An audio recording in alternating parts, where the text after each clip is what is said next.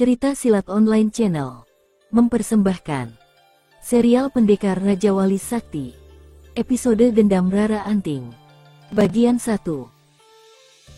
Dua orang penunggang kuda berpacu cepat melintasi jalan berdebu di kaki Bukit Growong. Yang paling depan adalah seorang laki-laki separuh baya namun masih terlihat gagah.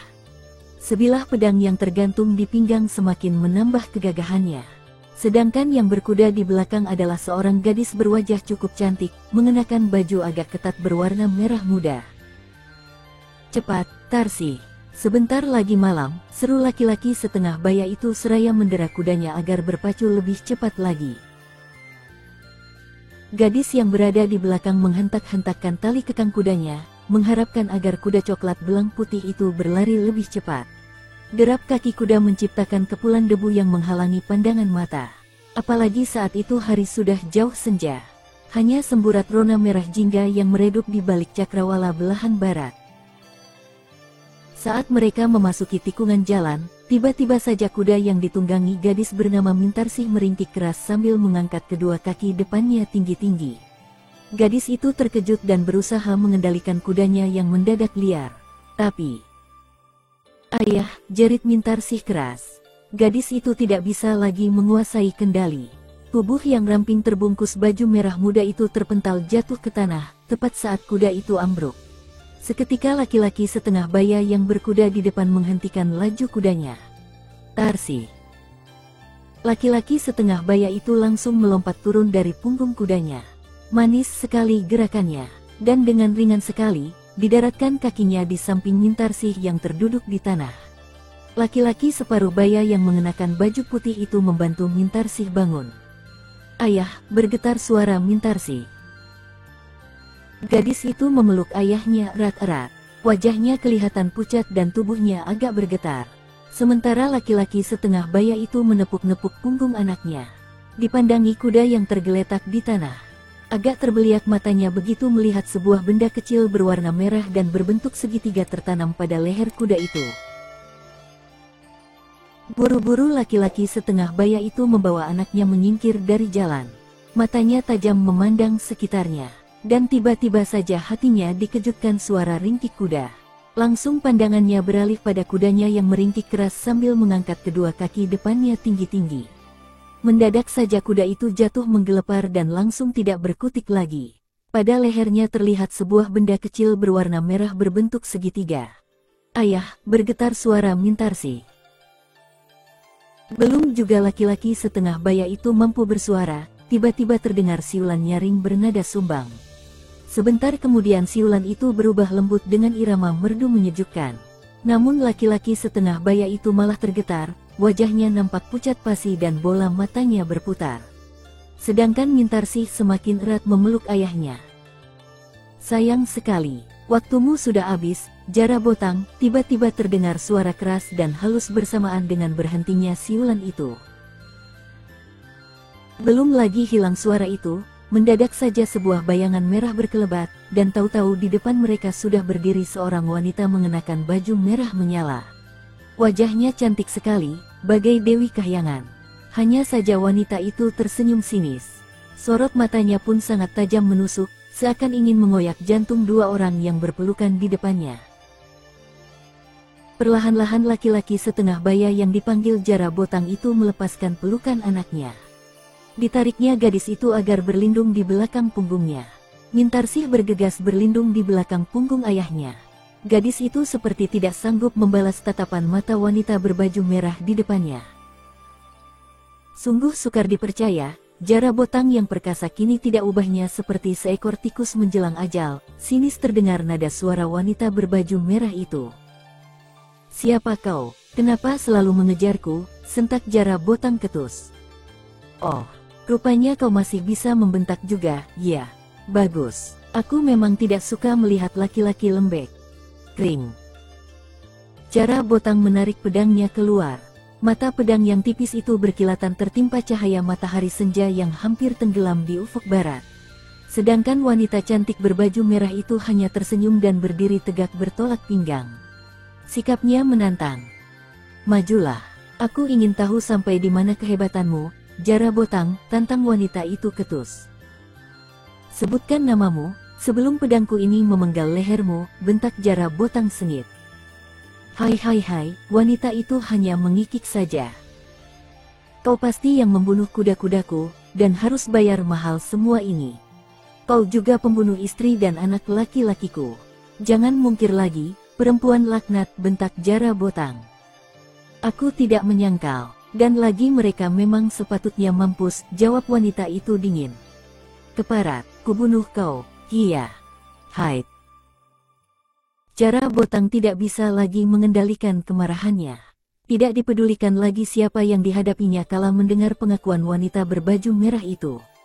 Sebuah pengakuan yang lugas tanpa ada rasa penyesalan sedikit pun. Bagaikan seekor singa terluka, Jara Botang menyerang wanita cantik berbaju merah itu dengan ganas. Pedangnya berkelebat cepat mengarah pada bagian-bagian yang mematikan. Namun rupanya wanita cantik ini memiliki kepandaian yang tinggi. Dengan mudah setiap serangan yang datang berhasil dielakkan. Bibirnya tidak pernah lepas mengulas senyum. Bahkan beberapa kali diberikannya serangan balasan yang tidak terduga sama sekali, sehingga membuat Jara Botang kelabakan menghadapinya. Hah, ternyata hanya sebegini kemampuanmu, Jara Botang, dengus wanita itu seraya mengelakkan tusukan pedang Jara Botang. Dan pada saat pedang Jara Botang lewat di bawah ketiak wanita itu, mendadak saja dikepitkan lengannya. Seketika pedang itu terjepit di bawah ketiaknya.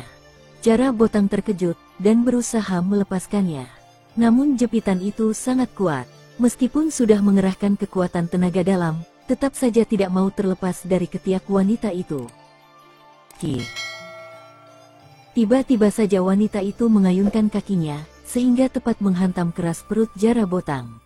Laki-laki setengah baya itu terpekik keras, dan tubuhnya terlontar ke belakang. Pedangnya pun terlepas dari tangan. Wanita itu mengambil pedang lawannya lalu ditimang-timangnya seperti mempermainkan sebatang ranting. Dan, nih, ku kembalikan, Wot. Jara Botang terperangah begitu wanita berbaju merah itu melemparkan pedangnya. Senjata itu meluncur deras bagaikan sebatang anak panah terlepas dari busurnya. Buru-buru Jara Botang menggulirkan tubuhnya ke samping, sehingga pedang itu menancap dalam di samping tubuhnya. Belum lagi Jara Botang bisa berdiri, wanita berbaju merah menyala itu sudah melompat hendak menerkamnya. Buru-buru Jara Botang menggulirkan tubuhnya bergelimpangan beberapa kali ke samping. Tapi wanita itu terus mencecar dengan menjejakkan kakinya yang halus dan indah itu. Hap. Pada injakan yang entah keberapa kali, Jara Botang jadi nekat. Ditangkapnya kaki wanita itu di depan dada. Dan dengan mengerahkan seluruh tenaga dalamnya, dihentakkannya kuat-kuat. Iya. Wanita itu terpental ke udara dan berputaran beberapa kali. Buru-buru Jara Botang melompat bangkit berdiri. Tapi belum juga mampu berdiri tegak, mendadak saja wanita berbaju merah itu mengayunkan satu tendangan menggeledek selagi masih berada di udara. Des. Jara Botang memekik keras tertahan. Tendangan keras bertenaga dalam tinggi itu tepat mendarat di dada Jara Botang. Laki-laki setengah baya itu kembali terjungkal ke tanah. Dan wanita berbaju merah itu tidak lagi membiarkan Jara Botang bangkit berdiri. Dengan cepat tubuhnya meluruk dan langsung menjejakkan kakinya di dada laki-laki separuh baya itu. Dan ditekannya dada itu dengan kuat sekali. Trek. Mampus kau, Jara Botang, desis wanita itu menggeram. Jara Botang menggeliat-geliat berusaha melepaskan pijakan kaki wanita cantik berbaju merah ini. Tapi pijakan itu semakin kuat dan menyesakkan dadanya. Dirasakan beberapa tulang dadanya patah. Dia menoleh pada putrinya yang berdiri dengan wajah pucat dan tubuh gemetar. Cukup jauh juga jaraknya dari tempat itu. Tarsi, cepat lari, teriak Jara Botang keras. Keparat, desis wanita itu menggeram.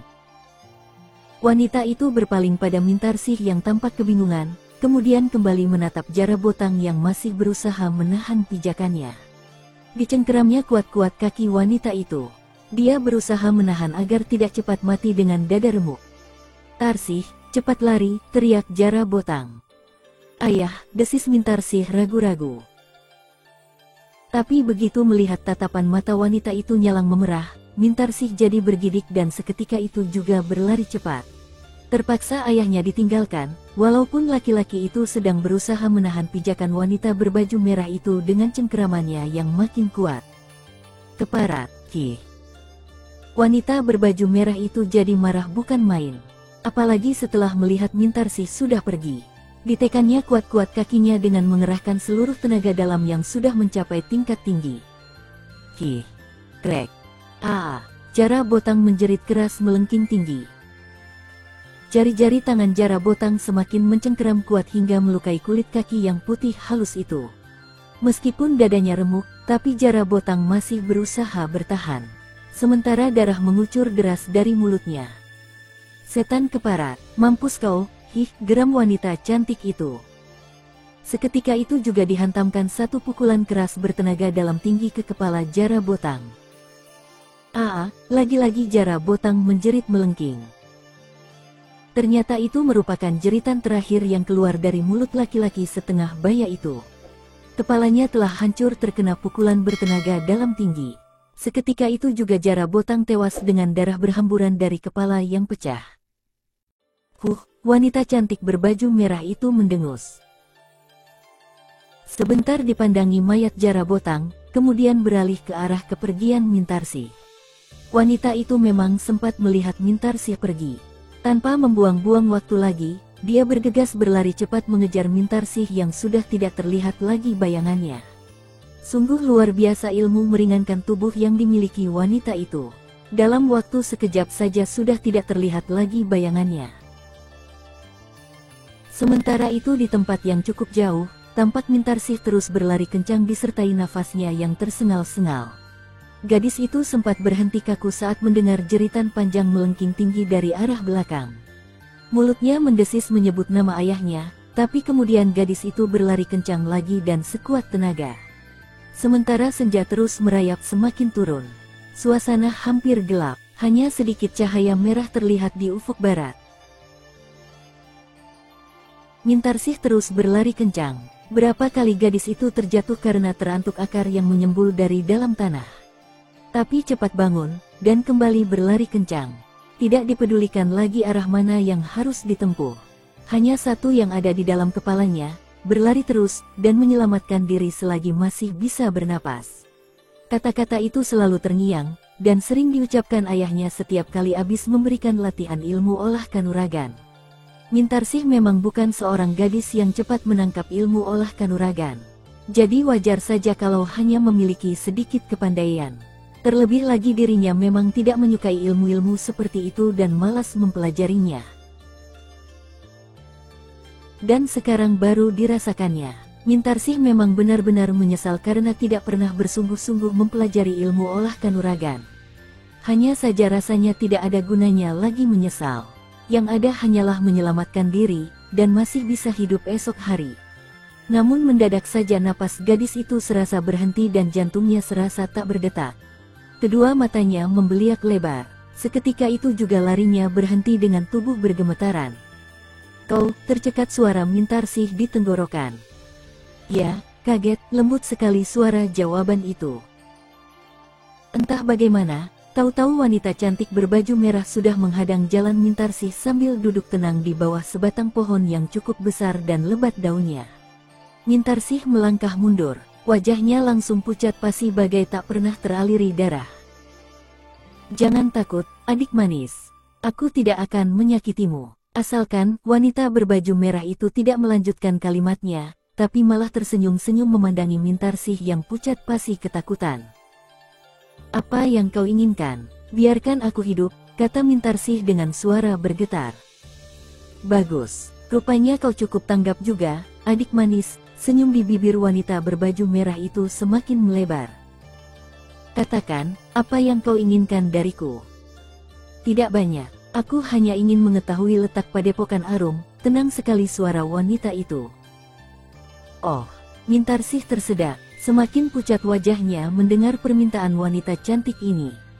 Bagaimana, adik manis? Mintarsih tidak menjawab, dan agaknya dia sedang berpikir keras mengenai tawaran wanita cantik ini. Padahal ayahnya berpesan agar tidak memberitahukan letak padepokan Arum pada siapapun. terlebih lagi pada orang asing yang tidak dikenal sama sekali. Apa yang kau pikirkan, adik manis? Berpikirlah tentang keselamatanmu sendiri. Mudah sekali aku membunuh, semudah membalikkan telapak tangan, ancam wanita berbaju merah itu lagi. Apa tidak ada yang lain? Mintarsih mencoba menawar. Sayang sekali, aku hanya ingin mengetahui letak padepokan Arum, tegas wanita itu ringan. Untuk apa kau ingin tahu padepokan Arum? Tanya Mintarsih ingin tahu. Gadis itu sebenarnya memang tidak mengerti kenapa ayahnya berpesan begitu. Mintarsih memang tahu letak padepokan Arum. Namun mengingat pesan ayahnya, Mintarsih jadi berpikir juga. Terlebih lagi wanita ini telah membunuh ibu, kakak laki-lakinya, dari barusan saja membunuh ayahnya. Mintarsih kian menduga kalau wanita ini tentu punya maksud buruk pada padepokan Arum. Hanya saja tidak diketahui apa maksudnya. Kau membuatku tidak sabar, adik manis, desah wanita berbaju merah itu. Baiklah, akan kukatakan. Tapi kau harus berjanji dulu, pinta Mintarsih setelah berpikir. Baik, aku harus berjanji apa? Kau tidak akan membunuh dan mengejar-ngejarku lagi. Hahaha, sudah kuduga. Kau adalah seorang gadis yang selalu mementingkan diri sendiri. Baik, kuterima tawaranmu. Janji. Aku janji, dan tidak akan mengingkari. Dengar, letak padepokan Arum ada di sebelah barat Gunung Ratak, jelas Mintarsih dengan mimik wajah dibuat serius. Kau tidak mendustaiku, adik manis, wanita berbaju merah itu curiga. Untuk apa? Toh aku tidak tahu maksudmu. Dan aku juga tidak tahu, mengapa ayahku melarang memberitahukannya pada orang lain. Lagi pula aku tidak tahu dan tidak pernah ke sana. Jadi, dari mana kau tahu letak padepokan itu? Ayah sering cerita, dan katanya aku akan dikirim ke sana kalau sudah cukup ilmu olah kanuragan yang kumiliki. Tapi aku tidak peduli, karena tidak suka belajar begitu. Baiklah, untuk sementara aku percaya padamu. Tapi kalau kau berdusta, jangan harap punya kesempatan hidup lagi, ancam wanita itu. Agak bergidik juga Mintarsih mendengar ancaman itu. Tapi dia malah tersenyum, meskipun terasa hambar. Wanita berbaju merah itu bangkit berdiri, lalu berjalan menghampiri Mintarsih. Kemana tujuanmu? Tanya wanita itu, agak lembut nada suaranya. Aku tidak tahu, mungkin ke rumah paman, sahut Mintarsih asal saja. Aku memang tidak perlu tahu kemana tujuanmu. Tapi kalau kau berdusta, dimanapun berada, kau pasti bisa kutemukan. Aku sudah tahu semua sanak keluarga dan kerabat dekat ayahmu. Dan kau akan melihat mereka semua jadi mayat sebelum kau sendiri kukirim ke neraka. Ingat itu baik-baik, adik manis, kata wanita berbaju merah itu kembali mengancam. Mintarsih diam saja dan hanya menarik napas panjang setelah wanita berbaju merah itu melangkah pergi meninggalkan tempat itu.